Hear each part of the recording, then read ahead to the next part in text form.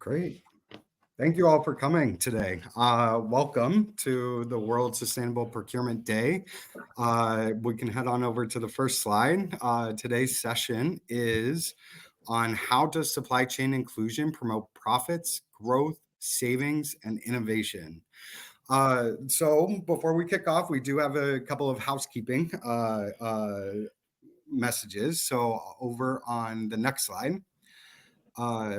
Please let's go through the agenda first. Housekeeping and introductions, global supply chain, supplier inclusion programming, and then we'll have some panelist insights. We have 3 great panelists for you today. And then we'll go into a guided discussion and then finally close things off with a Q&A from the audience. There's a upvote feature on the chat, so please upvote what questions that you would like to be answered, and that's how we're going to manage the priority of answering questions. So diving into a couple of housekeeping. On the next slide, an important reminder, please, we're always going to be compliant with any antitrust laws, and so no discussions about each other's cost of sales plans, planned sales territories, and onwards to supplier relationships that would break antitrust laws. No discussions about pricing and exchange of commercially sensitive information, and no agreement not to compete. And then we'll just stay in the limits of today's session topics. And then over to the next slide as well. This session is recorded. So please interact with the community utilizing the chat and asking questions. Spread the word online, #ProcureTomorrow, and then join the community that gets it done. WSPD is a part of the Sustainable Procurement Pledge, and this is one of the largest activations of the Sustainable Procurement Pledge throughout the year. But over the course of the year, the Sustainable Procurement Pledge, chapter after chapter, consistently has webinars and events being hosted. So follow along and participate in the community as much as you can. With that, we'll dive into who our speakers are today. So over on the next slide, my name is James Havey. I am the Supply Chain Inclusion Specialist for IHG Hotels and Resorts based here in the UK. And I will pass it over to Alex. Hi, I'm Alex Bailey. I'm the CEO and founder of Bailey & French, and I'll pass to Sabrina. Hi, everyone. My name is Sabrina Segler. I'm a Global Supplier Diversity Manager for CBRE, and I'm going to pass it over to Anna. Thank you, Sabrina. Hi, everyone. My name is Anna Strachan, and I'm Supplier Diversity Program Manager at Baker Hughes. Back to you, James. Thank you. Really great to be with you all today. And I'm very excited to unpack this topic with you all too. So let's dive right in. We got 50 minutes, so we got a packed schedule for you. First, I want to take us back to the basics of supplier diversity and that business model. And so if we head on over to the next slide. We have a really great business model for supplier diversity that was put together by Ian Worthington in 2009. It is a phenomenal paper, especially for anybody that's truly kicking off their supplier diversity or supply chain inclusion programming. And so what he put together for us was a business case for supplier diversity. It improves organizational performance. It contributes to strategic objectives, responds to a changing external environments, and then builds on stakeholder relationships. And the paper goes into a great amount of detail with sub-bullets on each one of these. However, we are seeing a change and a growth and evolution from supplier diversity into supply chain inclusion. So if we head on over to the next slide, Mayank Shah is, you very well may know him. He's a speaker in a later panel on global supplier diversity programming later on today for the WSPD. He had a blog series last summer called Supplier Diversity Rewired, and these are all found on LinkedIn. And within that first blog series, he talks about that first blog post. He talks about from supplier diversity to supply chain inclusion. This transition from supplier diversity to SCI represents a fundamental shift in perspective. Instead of viewing diverse businesses as isolated entities, to focus on spending and playing a numbers game to meet procurement quotas, SCI recognizes its potential as a strategic partner capable of driving innovation and growth throughout the entire value chain. And so what he says, what are some of the things that we can really need to do to help promote that transition into SCI programming? First, redefine the vision to broaden that scope. Two, integrate with ESG and then secure that leadership team support with all aspects of ESG that the companies is activating. Three, end-to-end awareness covering all aspects of the procurement process down the value chain and really honing in on getting that prime supplier buy-in to get a lot more transparency and visibility down their supply chains as well, because all of it affects us as a company, as the end user of these products and services. Four, emphasis on inclusion to actively eliminate barriers for underrepresented suppliers within the business ecosystem. And then five, broaden the scope of impact measurements, supply chain resiliency, economic development, economic impact footprint as well. So bringing in these metrics, not just spend metrics, not just growth in diverse suppliers and inclusive suppliers metrics, but truly bringing in resiliency, economic development, and economic impact footprint metrics into the programming.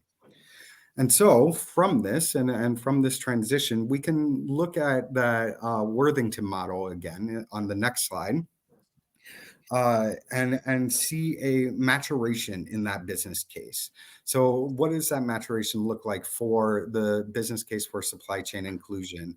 Under improved organizational performance, a shortened and more resilient supply chain.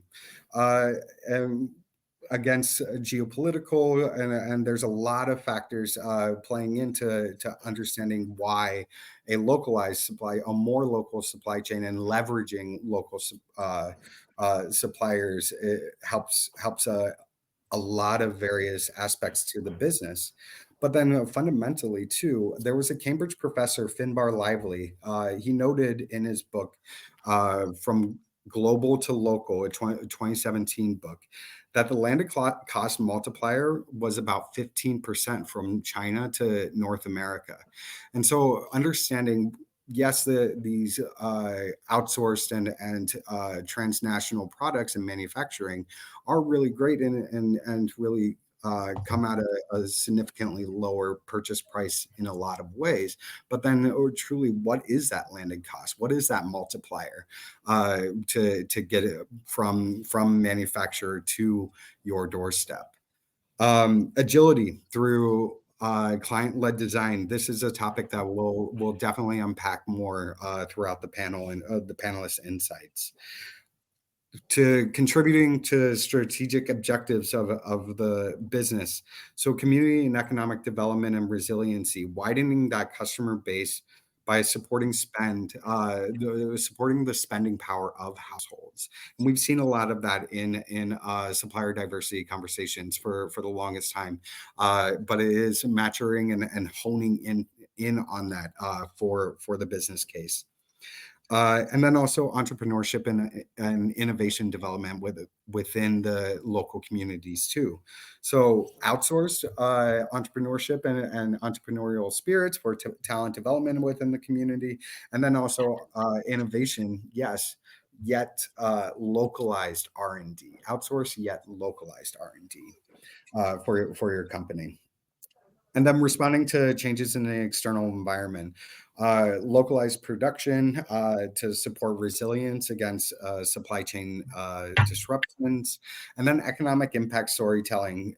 We talk about that storytelling for the consumer, but what about that storytelling for the investor as well? And what is that storytelling that sales departments really can use to garner the buy-in of investors within the company, showing if our company invests in this local community, this is the larger economic impact of and wider customer base, and just true business and community development, simultaneous growth that could be realized.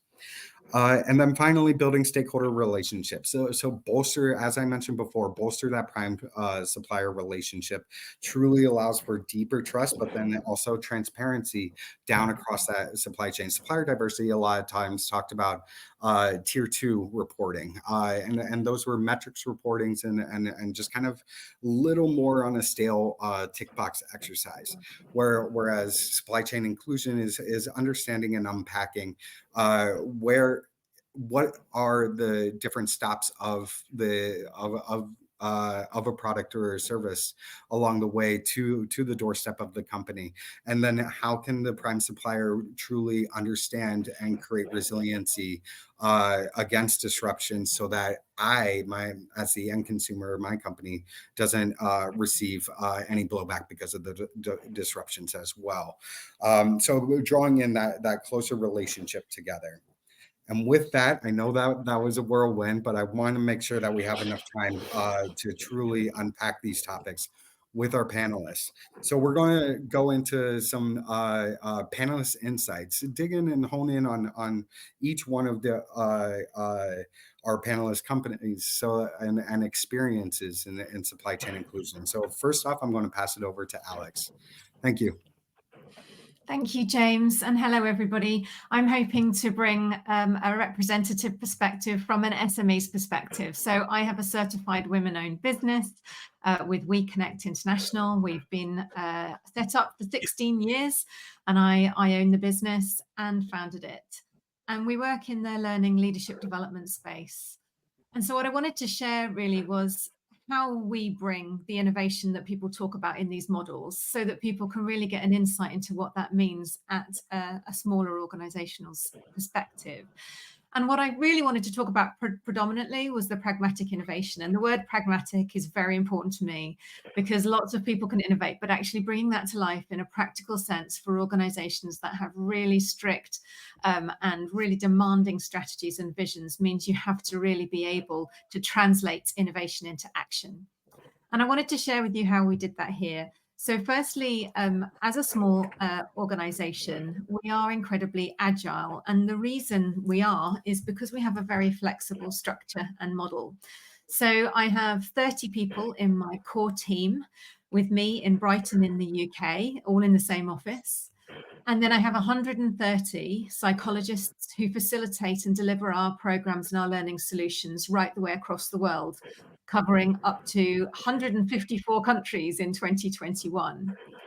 And the way we have a lot of our work designed and developed internally in our core team, and then delivered by this flexible group of people who work quite closely with us across the world, means we can deliver by the hour, by the day, by the week, or over yearly programs. And that means that we can deliver at scale and pace. So we can very quickly mobilize big programs, sometimes up to 300 or 500 sessions per week, in order to actually deliver to our clients' needs. And often we deliver for clients who are responding to significant changes. Sometimes this comes from legislative or regulatory changes, and they need to make a difference with their people and get everyone engaged very quickly around the changes that are being brought in.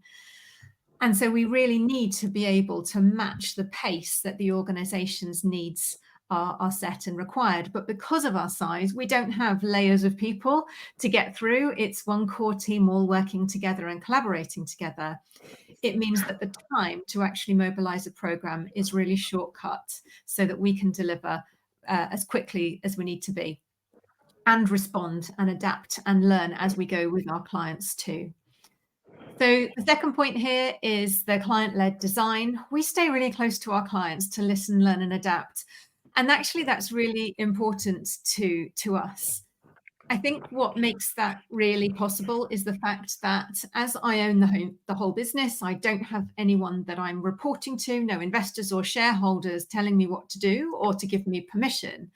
That also means we can make decisions on client requests and requirements very, very quickly.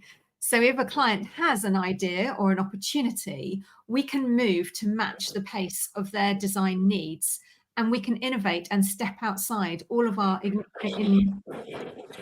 content very quickly if we need to. So the client-led design really makes a huge difference. The universal human experience comes from the fact that we work with all markets and all industries across the world, which means we get insights into the common challenges that leaders face in all different types of environments. Globally, we're facing, all of us, we have a real connection in that we're facing a lot of change, micro and macro.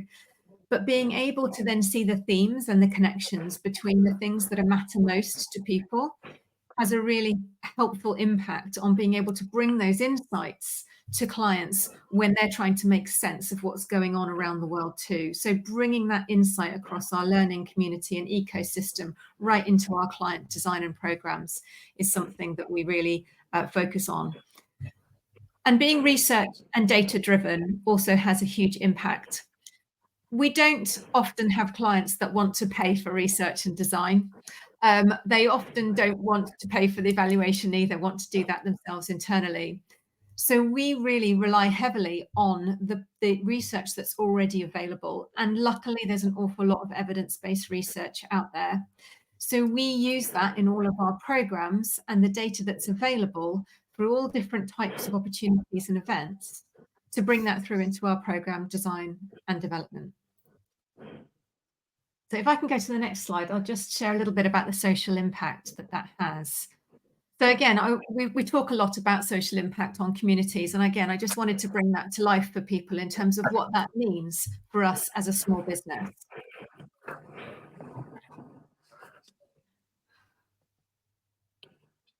Firstly, I want to just give you an immediate example for the pandemic response. So when the pandemic hit us, we had a book of work delivering in-person programs to lots of large clients. And we had to immediately stop all of that work and pivot it to a virtual offering. Now, our clients didn't know what was going on, and I had a number of people in my network of 130 psychologists delivering those programs, and they were willing to step up and deliver those virtually.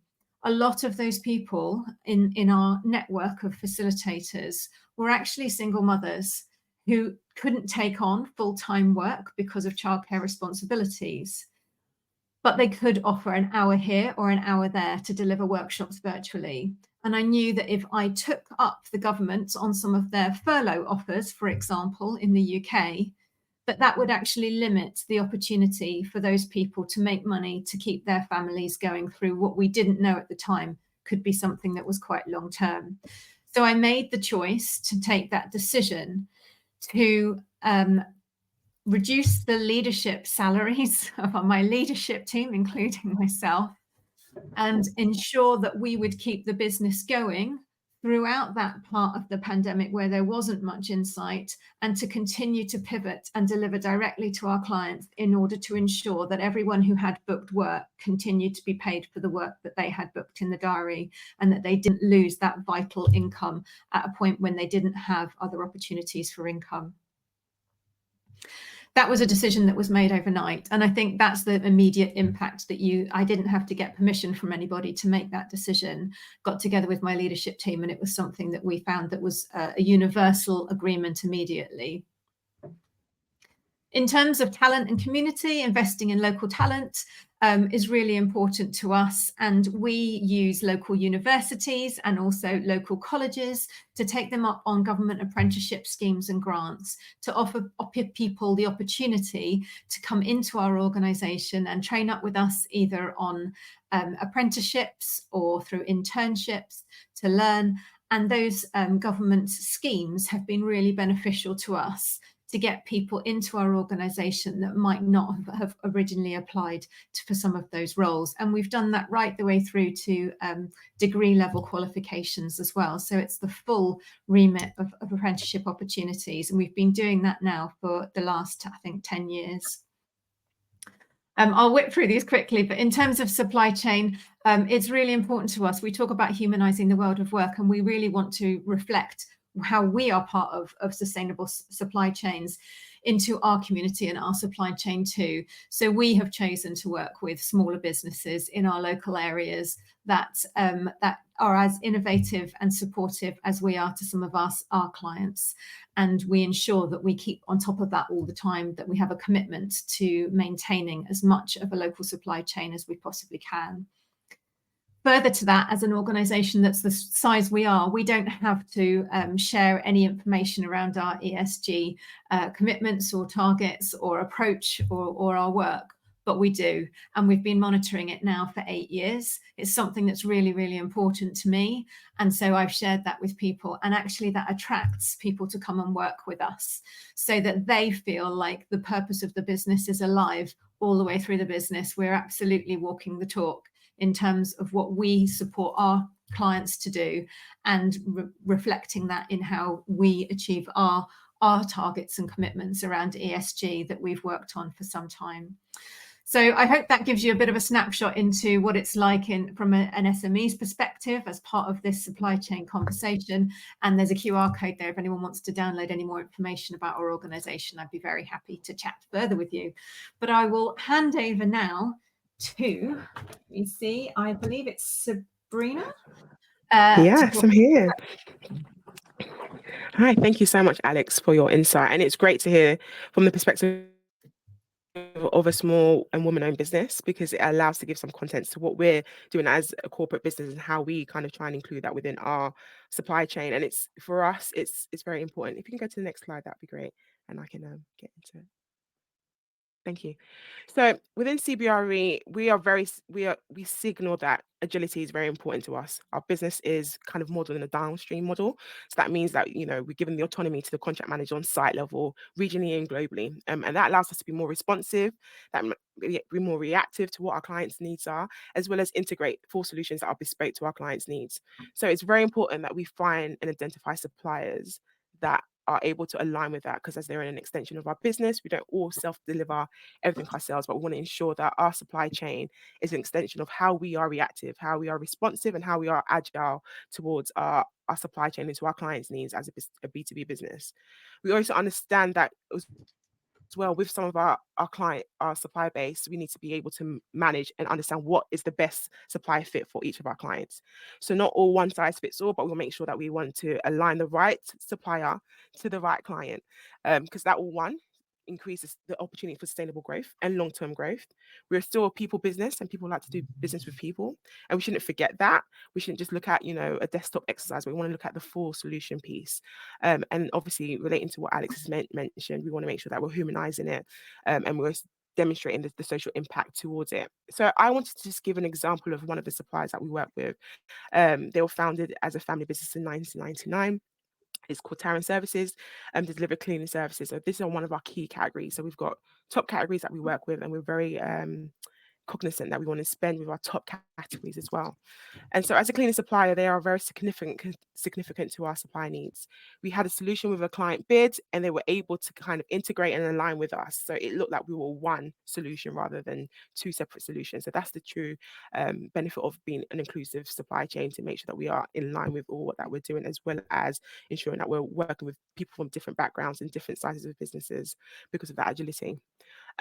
One of the key things, the good things about this business is they primarily focus to shifting their business in 2006 to a social impact piece. So they worked with making sure that they give power back to their employees, which is something that's very important in our modern day right now. Trying to stop in-work poverty, giving the opportunities for the cleaners to own shares, and promote fair wage within their business. And this is very niche, and we hope that more businesses are able to do this, because it kind of helps, and it drives the better solution, and it drives better outcomes, it drives high quality of standards, and it drives more quality and best talent, because each individual is a part of that business, and so they want to drive the business to do well. And that solution helps us with our outcomes with our clients as well, and for their business to grow. They became a certified social enterprise in 2013, and then followed by that a minority business with MSD UK. So they work very closely. They understand as a minority business the impact of social values as well within the UK.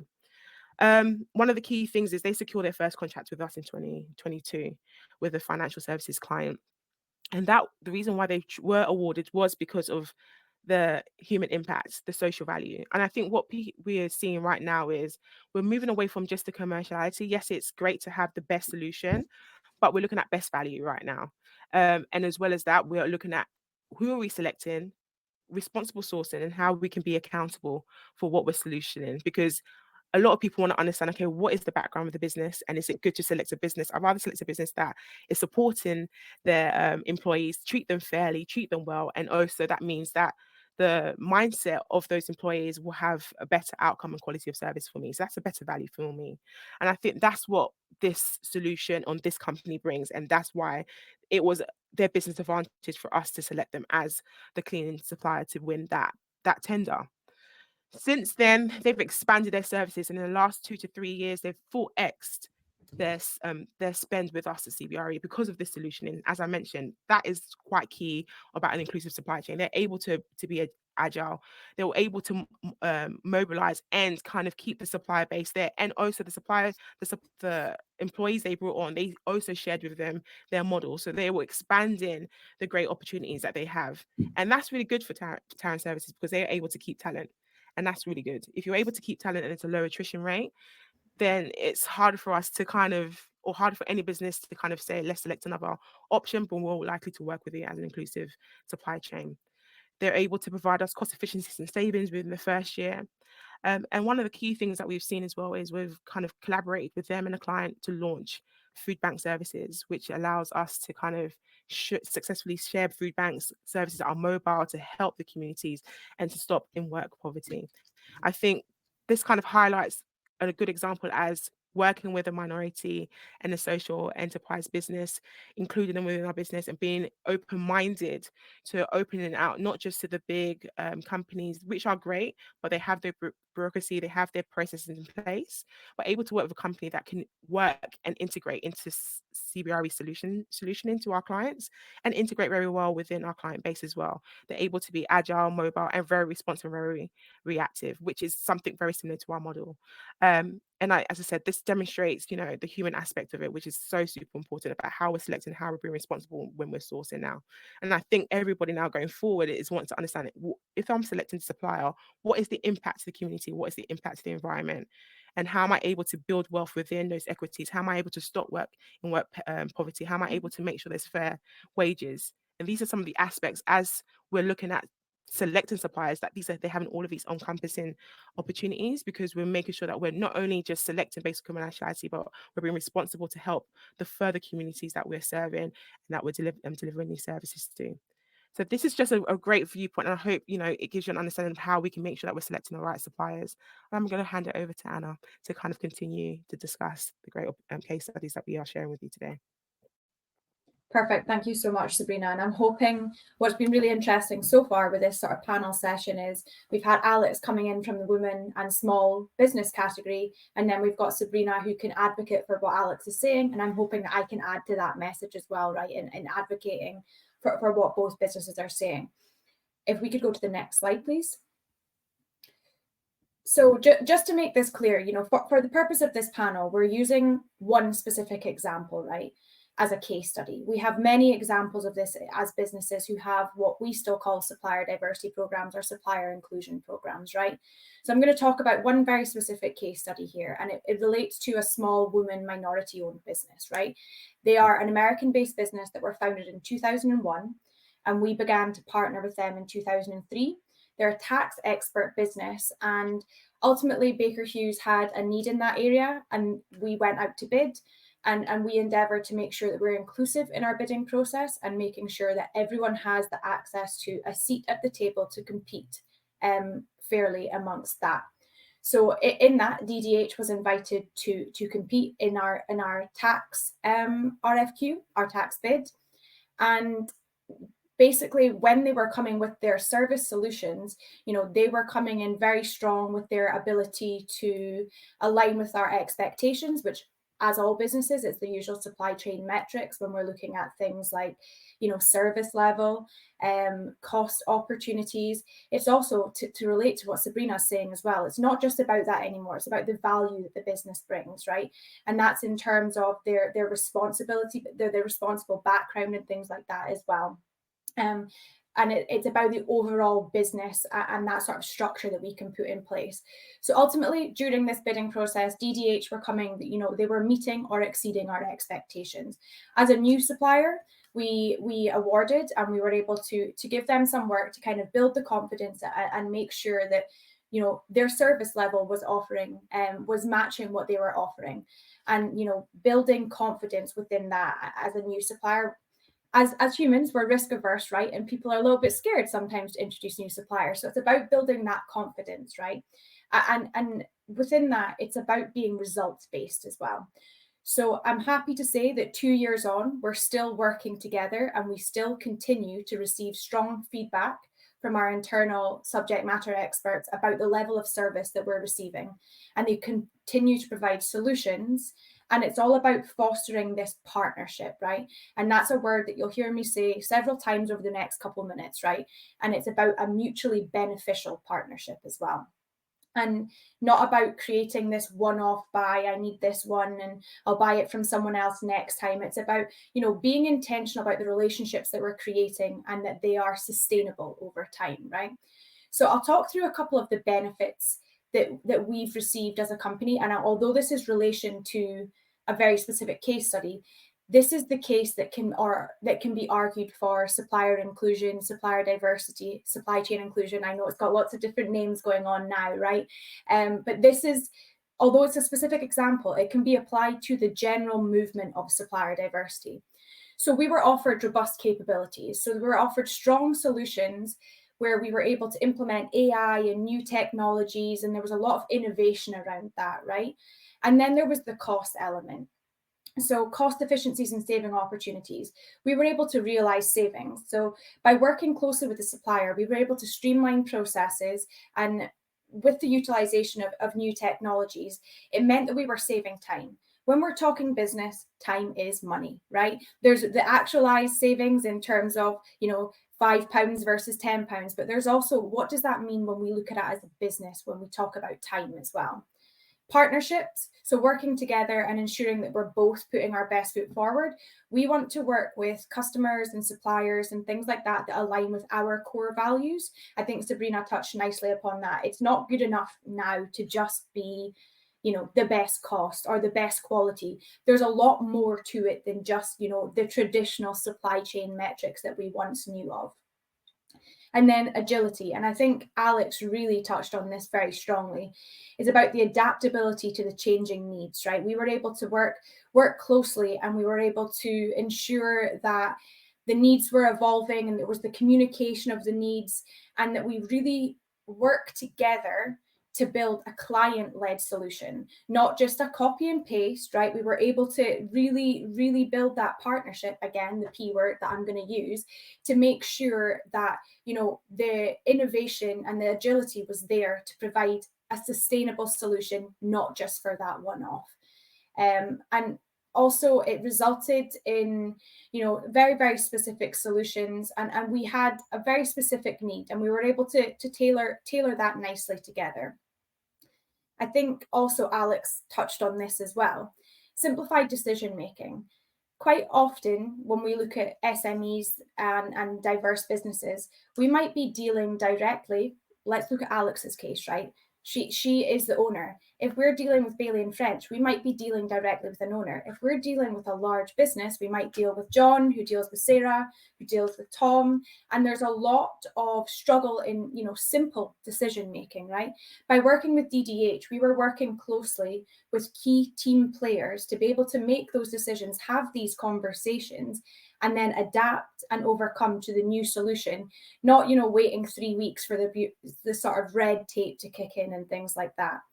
And then ultimately, we were able to come together to builds a mutually beneficial relationship. And that's mutually beneficial for Baker Hughes, for DDH, and for the communities and things that we work in. So DDH have talked about the fact that working with corporates who support and endorse supplier diversity allows for an environment for small and diverse businesses to thrive and really put their best foot forward.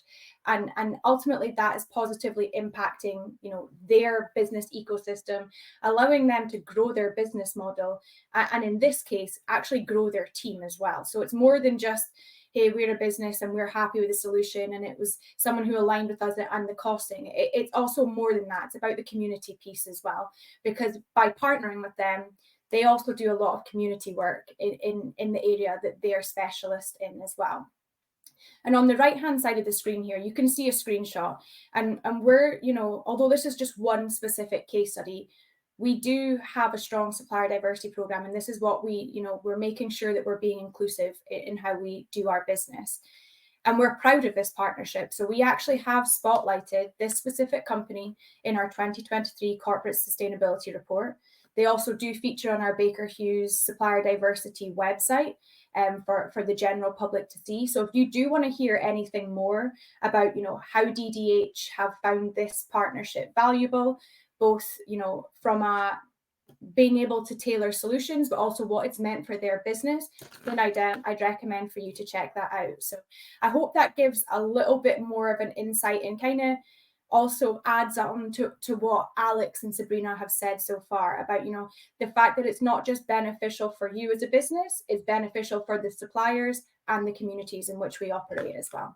So thank you. Over to you again, James, please. Wow, thank you so much, Anna, and thank you, Sabrina and Alex, for your contributions today.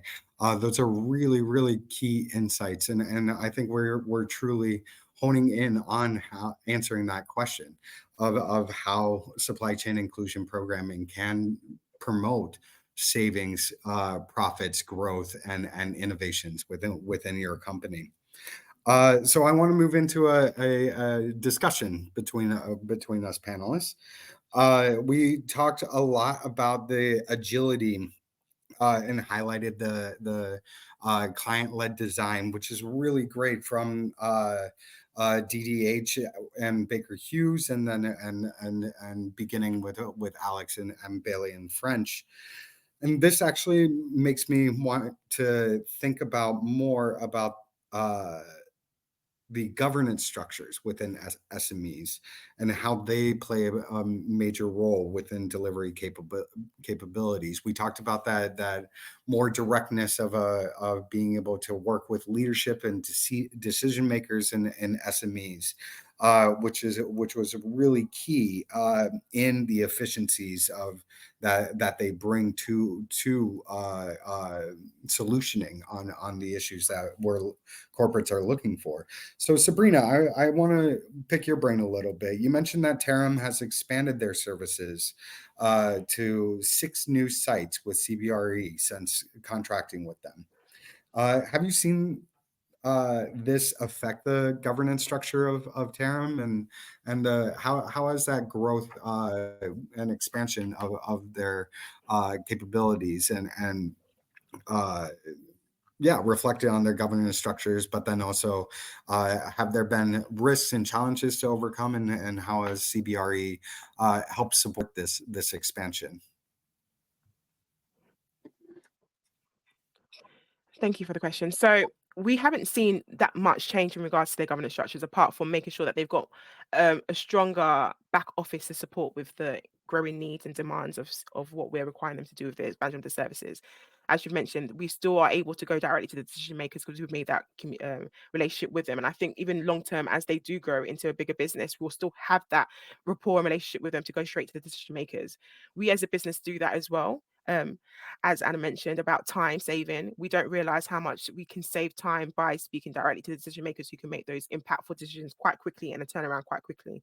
As a business in CBRE, we do that in making sure that we give the autonomy to a lot of our operators on the ground who are making those decisions for the clients, so that we can make those responsiveness. And the same thing that we're doing with Tarim services. And I think that is what significantly contributed towards them expanding their 6 sites, because they understood the need of being responsive as well as delivering those quality of care. In the long term, saving that time is saving money. And these are kind of money costs that we probably can't articulate in a short term or immediately, but in the long term, we definitely can do that. I think as we do grow with them, we do support them with our development program that we do have on base. And they do have a mentor within our supply development program, which will help them understand how to grow their business in a sustainable way, which is very important to make sure that they're long term and they do not dilute their quality. So that at least with this fast-paced growth that they've had in the last 2 years, which is very fast, to full extra business with CBRE in 4 years is fast, and we can grow that significantly. We want to make sure that it's a measured and sustainable growth. So not all RFPs will they go to. We want to make sure we're having that conversation with the team to make sure we think this solution or RFPs is a best fit for you, so that as they do grow, we will then give them advice on how to make sure that they can grow their business. One of the key things that we like to have within any big business that we're working with that are not diverse or small is the fact that we want a specific person who's responsible for our account, and that's very important so that we can speed up the response systems. But with small and minority businesses, they do that already. And I always say to them, continue this, because this will help you to lead to the growth of your business, but make sure that you're choosing the right opportunities to not dilute it. Great. Thank you so much, Yeah. Sabrina.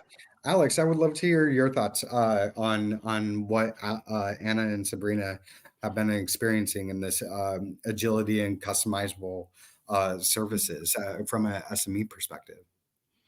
Yeah, and it's really interesting listening to the different perspectives, because we have had some advances to our kind of governance structure as an SME over 16 years, as we've grown organically year on year, as we've been able to bring on bigger clients right the way across the world. We've been able to use that the money from that opportunity to reinvest immediately in the growth, and we've invested all of our profits back into growth of the organization, which has led us to the point we are now. And that's enabled me for the last year, for example, to set up my global advisory board, which I've wanted for a long time but not been able to kind of prioritize. But it's that, and that actually then fuels the strategy and the vision to ensure that we are delivering against our mission and our values, and making sure that we're actually leading the way in the field we're in. So it does have a knock-on impact completely across the way. It does also, though, when you think about that immediate decision making and people, all being able to get hold of people immediately and expecting that quick turnaround. When that all comes at once, which I'm sure many of you will recognize at the end of the financial year, I'm in like the fourth week of March right now. All my clients delayed everything through the uncertainty of the last couple of months. And then last week, they wanted everything this week, all of them at once. Now, for a small business, that makes it quite challenging to be able to immediately deliver in the same way we've been agile and response up till now. So what we're seeing is a very immediate response to the market and the economic challenges globally. So the minute something changes, our clients are impacted and they're moving very quickly. So we've had to put in more governance structures around setting expectations with our clients that, yes, ordinarily we will be incredibly responsive and agile. But what I don't want to do that then is, in those crunch points when we get everyone asking for everything at once, is then for our quality to drop. So that's the point at which we have to be very open and honest about, actually, I'm going to need to move these dates around. We cannot necessarily deliver to next week, but we will. We've just prioritized this because your dates are behind another client. So actually, that's never been a problem, because we do have such close relationships with our suppliers. Because it's us directly, we're like partners. It's not this kind of very transactional relationship. We're talking to people about very sensitive topics, challenges that the leaders are facing, mental health impacts of the sustainable or unsustainable working practices they have in their organization, disengagement, and there's just a whole wealth of things that impact people. So those sensitive topics mean that we actually need to have really good relationships with people. And I'm really proud that our Trustpilot shows everyone loves working with us for that reason. So I hope that's given a bit of a different perspective on how it's affected our governance. Great. No, thank you. And with these growing relationships, it's natural that not only as your company grows, but then Alex, you talked about your social impact and mission, and a lot of SMEs and social enterprises specifically have those social environmental missions core to their company. And so with these growing relationships, with these growing contracts, it is also assumed that the wider social value is impacted as well. And I believe Sabrina picked up on that too during her insight. And so Anna, I wanted to ask you, have you seen a growth in your company's social impact through your supplier diversity program? How so? And then also I'm wondering, what have you been able to see commercial benefits as a knock-on effect because of your not only the supplier diversity program of Baker Hughes, but also that widening social value and economic development impact as well? Yeah, so as I kind of touched on, and I think Sabrina touched on as well, right? It's about, there's more to just the dollars or the euros or the pounds you're spending now, right? It's about, what does that mean for the communities? What does that mean? So within supplier diversity, by working with these small and diverse businesses, generally speaking, there's a lot of support for whichever community they work in, right? So for example, pulling upon DDH, they're a certified women and minority owned business. Now, even being part of advocacy groups like MSD UK, like Social Enterprise, that's ultimately, they're driving that social and value piece, right? Just by being part of them, because there's mentorship of how do we grow other businesses that want to be part of that. So there's a strong sort of link to these advocacy groups as well, and the mentorship, right? And social impact is a little bit of a challenging one to measure, right? Which is sometimes why we see it is, it's becoming more and more important. A dollar or a pound or whatever is much easier to track than the social value down to the linear level. There's also a lot of our small and diverse businesses who support their local communities, right? And it's about giving back to where they're based, be it, charity drives, or for example, it's Women's History Month just now, right? We're seeing a lot of our women advocacy groups supporting other things and making sure that there's the mentorship there as well. So there's a lot of different pieces that we can pull upon there. And in terms of this sort of, I think you said the commercial side of it, right? Yeah, I think I touched on this earlier. We want to work with suppliers who share our values. The same way we're a supplier to someone else, the same way that we have key stakeholders, right? We have our stakeholders who are constantly asking us about this because it matters to them as well. There's also, from a commercial stance as well, there's links to supplier diversity, supplier inclusion, meaning that we are able to attract and retain talent within companies as well. So there's that link to the commercial piece. So there really is both sides, whereby it's benefiting the community, but also benefiting business, again, just to bringing back to that sort of balancing piece. yeah, If that definitely. answers what you're looking for. Yeah, definitely. Thank you, Anna. And I think too, like just picking up on that community development piece, like the economic resiliency of a community not only leads into the retention of talent and productivity of that community where you're operating in, but then also it sustains that customer base within that community. They still have that spending power to be able to spend on your products and services as a company as well, in particularly for business to consumer products and services. And so Anna, Sabrina, Alex, I thank you so much for today's session, and you truly brought great insights for us. I want to head on down to the last slide, the second to last slide of the PowerPoint deck, if we can. CBRE put together a really great slide on significance of inclusion, and I think it's 6 really punchy things to leave you all with today. So significance of inclusion: growth and expansion of local family businesses, social and economic impact to communities, strategic partnership with client and suppliers, cost efficiencies and innovation, sustainable and responsible growth of businesses, and then disrupting that market and competition. So I thank you all again. There is a poll on the right that has been dropped in by Olivia Warburton.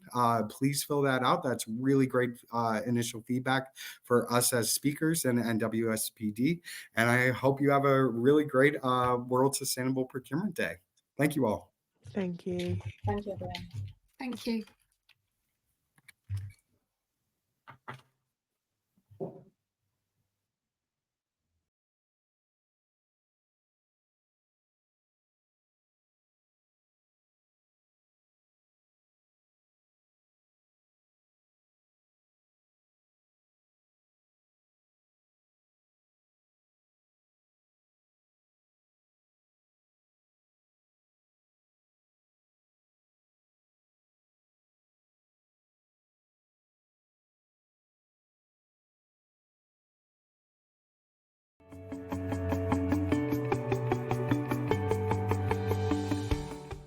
Hello, my name is Craig Reed, and I'm the Chief Procurement Officer at Thermo Fisher Scientific. You know, procurement professionals are powerful. We're proud of the procurement community at Thermo Fisher Scientific for embracing sustainability and partnering with our suppliers to build a more sustainable and resilient supply network. The Sustainable Procurement Pledge helps us share best practices and shape the future of procurement together with other world-class and leading organizations. I'm really proud to be a part of what we're doing at SPP. By integrating sustainable thinking into our procurement decisions, we are positioning our organization for a low-carbon future that respects workers' rights and drives innovation. It is truly a competitive advantage for companies that desire to be world-class, and I'm so proud to be a part of Thermo Fisher for taking this journey, and very proud of being a part of SPP for the work that they're doing to better the world.